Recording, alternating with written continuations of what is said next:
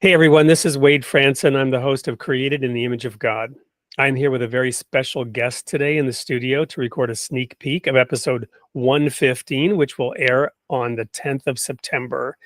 It's Michael Bahry, who has twin master's degrees in early church history and biblical studies from Providence College.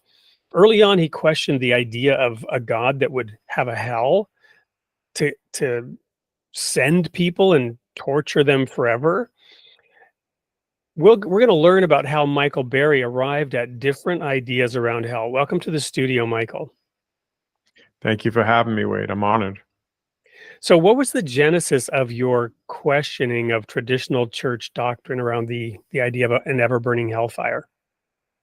Well, I think it started very young when I was just a boy, and we were taught that, if we missed Mass on Sunday on purpose and we didn't make it to confession, we could end up in hell. Or if someone's baby wasn't baptized on time by a priest, that they would be in hell. So my thoughts about it started very young, but later in life, it really became an issue for me teaching adult formation for receiving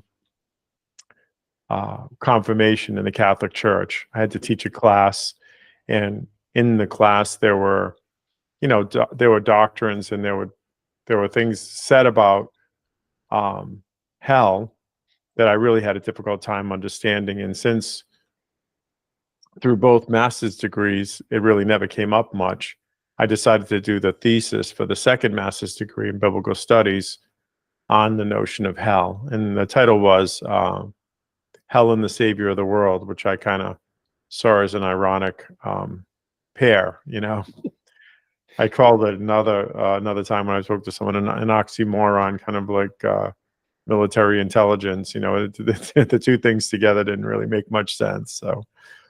Well, and I'm sure all of us at one point or another in our lives have experienced some cognitive dissonance or emotional dissonance around the idea of a loving God who would nonetheless oversee at some level a place of eternal torment.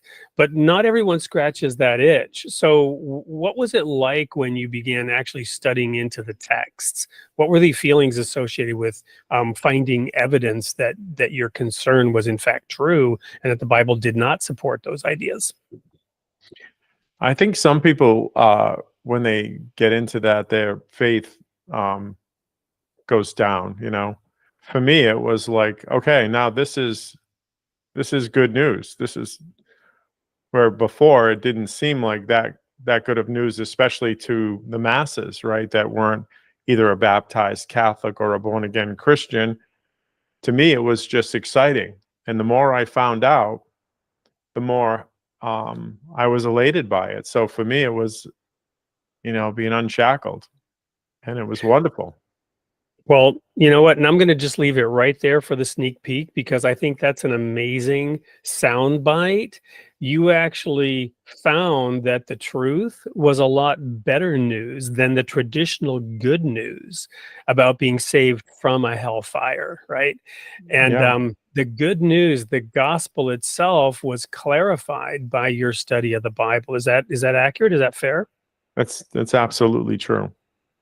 So that's wonderful. We'll dive into that in full depth for an hour on the show. Guests know that we love to dive into those topics. We'll learn a little bit more about your background, your studies, and your conclusions. So on September 10th, 8 p.m. Central Time for episode 115, tune in and learn more from Michael Bahry and the truth about hell.